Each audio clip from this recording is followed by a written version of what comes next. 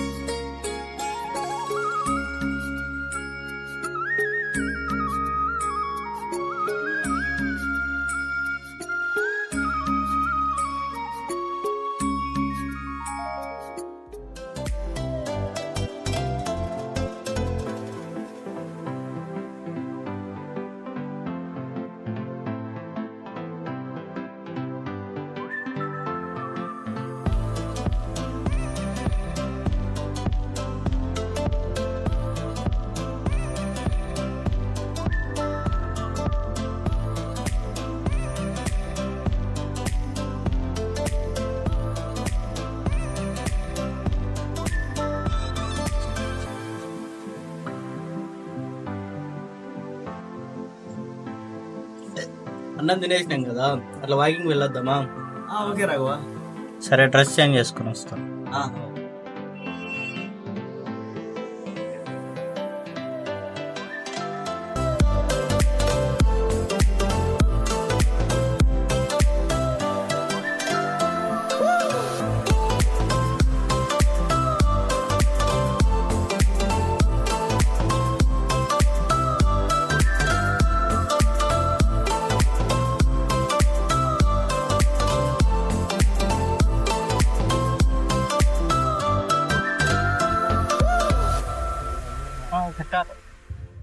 ఏమైందిరా?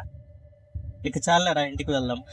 ఇంత దూరం నడిచాం కదా, కొంత ముందర పోదాంపా. అవునరా, చాందినాలైంది, వెళ్దాం. చెప్తే వినాలి, చాలా నుంచి చాలు, కొద్దిక వెళ్దాం. ఏమైందిరా ఇంతవరకు బాగుంటుంది? ఏమైంది చెప్పు. ఏం కాలేదు, టైం అవుతుంది కదా, వెళ్దామని. కాస్త ముందర వస్తే వద్దు, చెప్తే వినాలి. ఏదో దాస్తున్నావురా నువ్వు, ఏదో దాస్తున్నావు. అలాంటిది ఏం లేదు, ఏం లేదు. వెళ్దాం, చెప్పు. ఏం కాలేదు, ఏం కాలేదు, వెళ్దాం.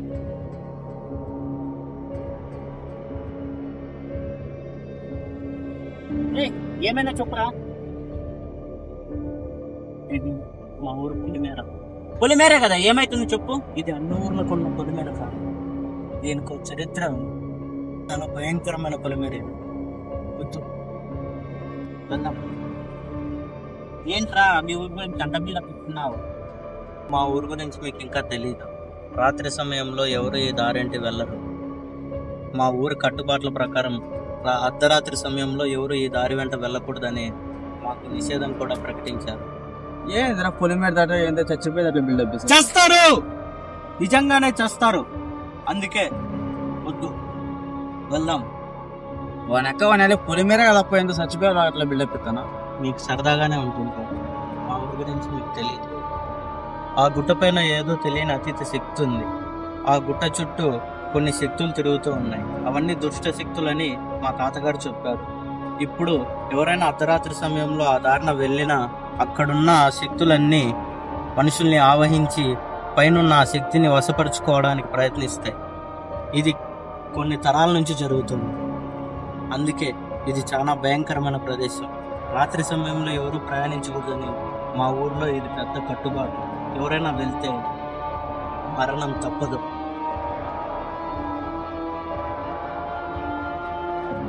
ఆ గుట్ట పేరు ఏమన్నావు? నడుము.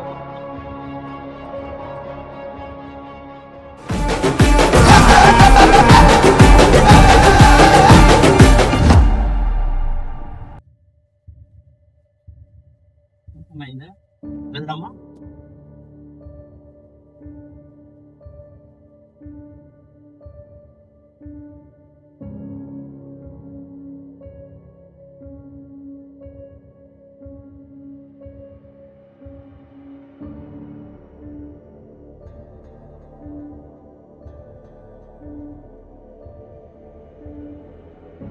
ఏంట్రా ఇంకా పనుకోలేదా?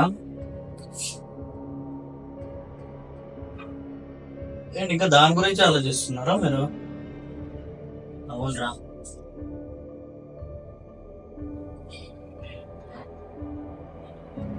అసలు పులి మీద దాటితే ఏమైతుంది ఈ గ్రామా?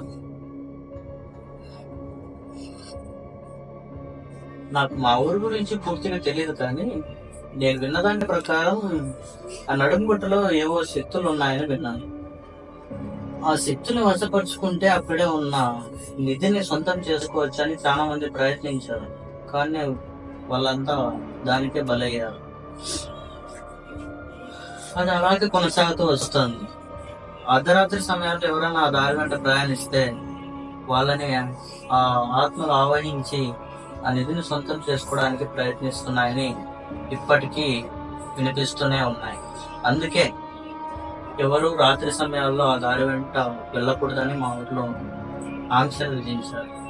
అప్పటి నుంచి మేమెవరు ఆ దారి వెంట వెళ్ళాం. ఇది ఇప్పటి నుంచే వస్తుంది కదా, మా తాతల కాలం నుంచి వస్తున్న ఆచారం. అందుకే మేము దీని గురించి ఎక్కువ ఏది అడగం, అడిగినా కూడా మాకేమి చెప్పరు. అందుకే మేము దీన్ని పాటించక తప్పదు.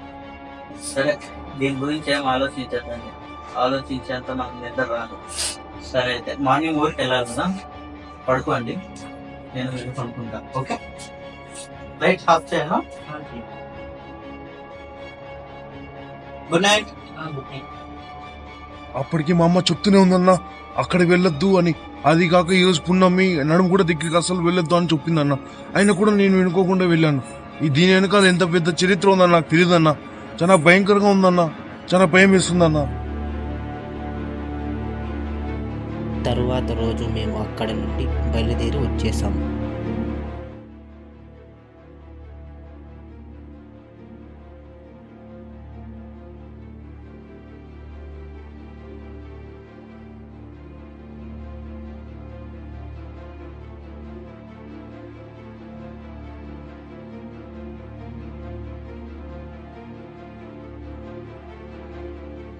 ఏం ట్రాన్స్ దిగులుగా కూర్చున్నావు? ఏమైంది?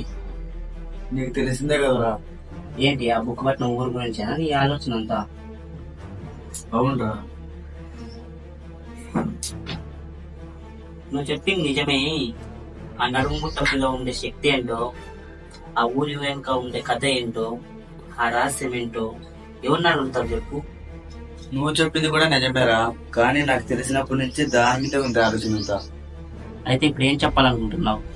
ఏం లేదురా, ఆ శక్తి గురించి పూర్తిగా తెలుసుకొని ఆ నిధిని మనం సొంతం చేసుకుంటే ఏం పని చేయాల్సిన అవసరమే లేదు, లైఫ్ అంతా హ్యాపీగా ఉండొచ్చు.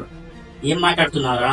ఆ నిధి గురించి తెలుసుకునే వాళ్ళంతా చనిపోయారని తెలుసు కదా, మనకే ఆ నిధి దొరుకుతుందని ఎందుకు ఆ నమ్మకం నీకు? రాఘవ చెప్పినట్లు అక్కడ శక్తి ఉండేది నిజమే ఉండొచ్చు, నిధి ఉండేది నిజమే ఉండొచ్చు, కానీ మన కళ్ళ ద్వారా చూసేది నమ్మలేం కదా. నాకు తెలుసురా మీరు దీని గురించి మాట్లాడుకుంటుంటారని. ఎలాగా మా మాటలన్నీ విన్నావు కదా, నెక్స్ట్ ఏం చేయాలి నువ్వే చెప్పు. ఈ విషయం గురించి మా నాన్నతో మాట్లాడాను, కానీ దాని గురించి ఆలోచించడం కూడా ప్రాణాలకు ప్రమాదం అని చెప్పాడు. ఇక మా అమ్మని ఈ విషయం గురించి అడిగితే ఎటువంటి ప్రయోజనం లేదు. మరి ఎలా ఈ విషయం గురించి తెలుసుకోవడం?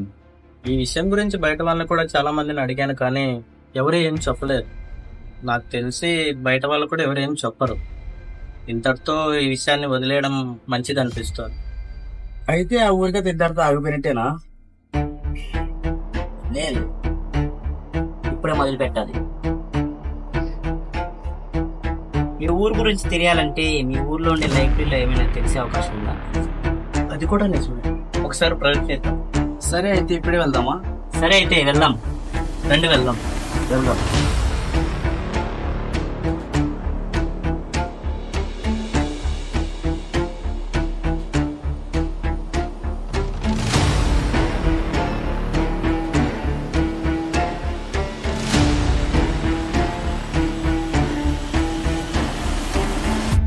నిధి కోసం వెతుకుతున్నారు, జాగ్రత్త ఉండండి.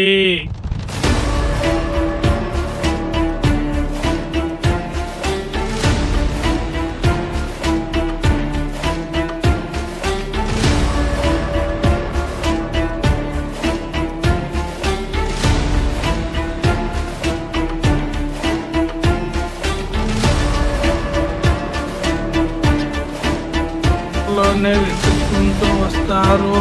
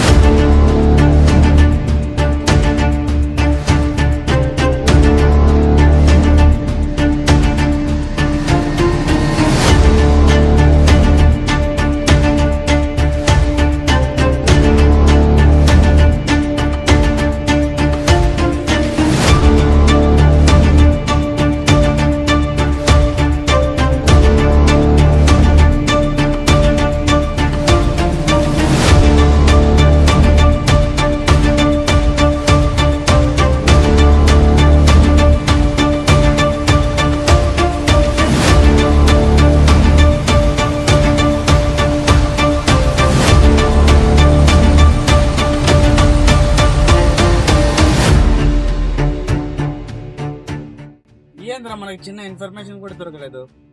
అవునరా, నిజమే. అవునరా, ఇలా జరుగుతుందని నేను అనుకోలేదు. ఇక ఆ నిధి గురించి వదిలిపెట్టడం ఉత్తమం, చాలా బెటర్. లేదురా, ప్రయత్నం చేద్దాం. ఎక్కడో దగ్గర మనకు కావలసిన సమాచారం దొరుకుతుంది, చూద్దాం. మరి తర్వాత ఏం చేద్దామో నువ్వే చెప్పు. ఇప్పటికిప్పుడంటే నాకేం తోచలేదురా, కానీ ఎక్కడో చాట ఎలాగో అలాగో ఖచ్చితంగా మనకు కావాల్సిన ఇన్ఫర్మేషన్ అంతా కనుక్కుందాం రా, ప్రయత్నిద్దాం. అది నిజమే. ఎక్కడో చోట అంటే ఎక్కడని చెప్పు. మీరు ఎంత వెతికినా కూడా ఆ నిధి గురించి ఎక్కడా మీకు సమాచారం దొరకదు.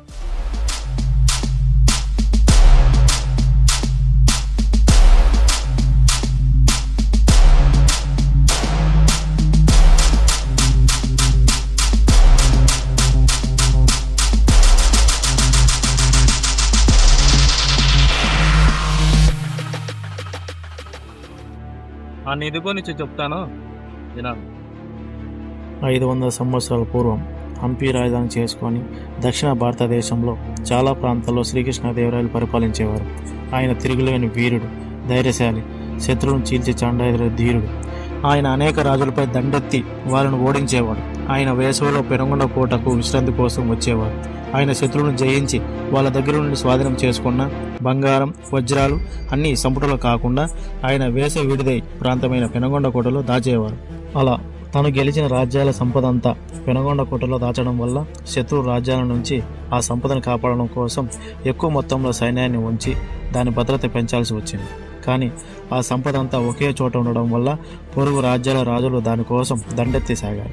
వాళ్ళకు తోడు ఆయన ఆస్థానంలో ఆ నిధి గురించి విషయం తెలిసిన వారు కూడా సంపద దోచుకోవాలని చూడసాగారు. దానికోసం శత్రు రాజులతో చేతులు కలిపి నిధి కోసం పన్నాగం పన్నారు. అది తెలిసిన రాయలవారు పెనుగొండలో ఆ సంపదను ఉంచడం సబబు కాదని భావించి రాయలవారు ఆ సంపదని అప్పటి పెనుగొండలో సమానంగా పేరు ప్రఖ్యాతులు కాంచిన పుణ్యక్షేత్రమైన తిరుమలలో దాచాలని నిర్ణయించుకున్నారు.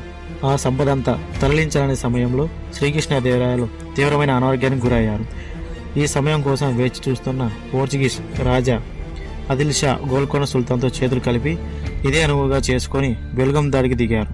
అప్పుడు రాయలవారు తన సైన్యాన్ని 2 భాగాలుగా విభజించి ఒక భాగం శత్రువుతో యుద్ధం చేయడం కోసం, మరొక భాగాన్ని హంపి వైపు నిధిని తీసుకొని వెళ్ళడానికి ఉపయోగించారు. కానీ యుద్ధ సమయంలో శ్రీకృష్ణదేవరాయలు తన అనారోగ్య కారణంగా మరణించారు. శత్రువులు రాయలవారి సైన్యాన్ని జయించి తర్వాత ఆ సంపద కోసం హంపి పరిసరాల ప్రాంతాల్లో గాలించారు.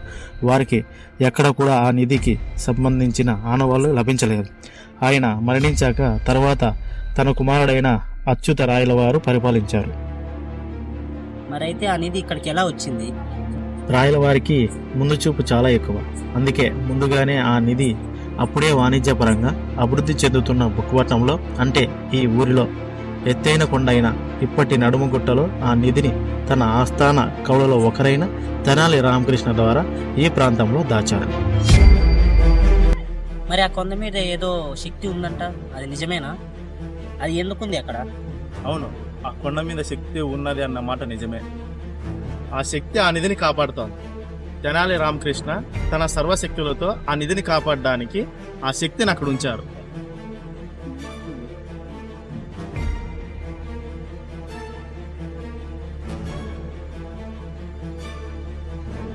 ఏమైంది రావచ్చు? అవును, ఈ విషయాలన్నీ నీకు ఎలా తెలుసు? నేను ఒక జియాలజిస్ట్ని. ఈ ఊరికి మొదటిసారి రోడ్డు వేసేటప్పుడు నన్ను గవర్నమెంట్ ఈ కొండ ప్రాంతాల్లో ఏదైనా పురాతన వస్తువులు చూడడం కోసం నియమించింది. అప్పుడు ఈ ప్రాంతాల్లో తవ్వకాలు నిర్మించేటప్పుడు నాకు ఈ కొండ బాగా ఆకర్షించింది. దాని మీద పరిశోధన చేశాక, ఇక నాకు తెలిసిన వారిని కూడా అడిగాక నాకు ఈ విషయాలు తెలిసాయి. నేను ఈ ఊరిలో ఒకరి సహాయం తీసుకొని ఆ నిధిని సొంతం చేసుకోవాలనుకున్నాను.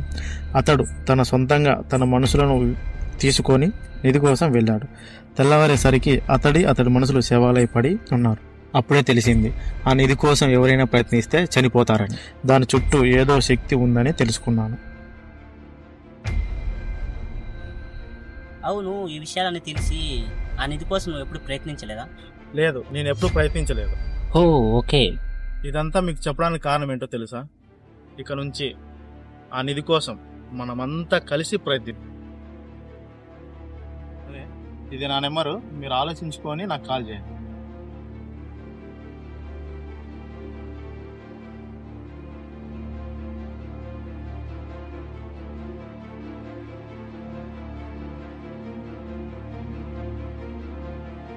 నెక్స్ట్ ఏమైందన్నా చెప్పన్నా? నెక్స్ట్ ఏమైంది చెప్పన్నా? చాలా భయంగా ఉందన్నా, చెప్పన్నా నెక్స్ట్ ఏమైంది?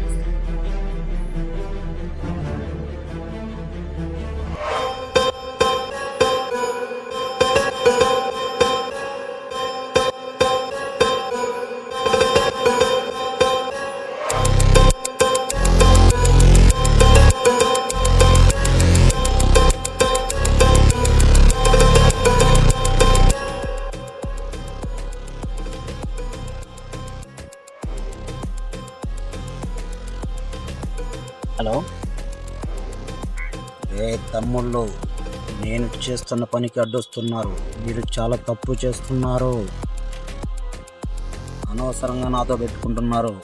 నా జోలికి వస్తే, నేను మీ ముందుకు వస్తే, ఆ తర్వాత మీ ఫ్యామిలీ, నీ ఫ్రెండ్స్ ఎవ్వడు ఆగే ప్రసక్తే ఉండదు. నన్ను చూడాలనుకోకు.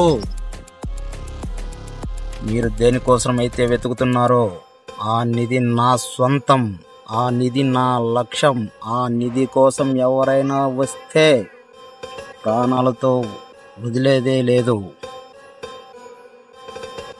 అనవసరంగా నిధి జోలికి వచ్చి మీ ప్రాణాలు పోగొట్టుకోవద్దు. జాగ్రత్త.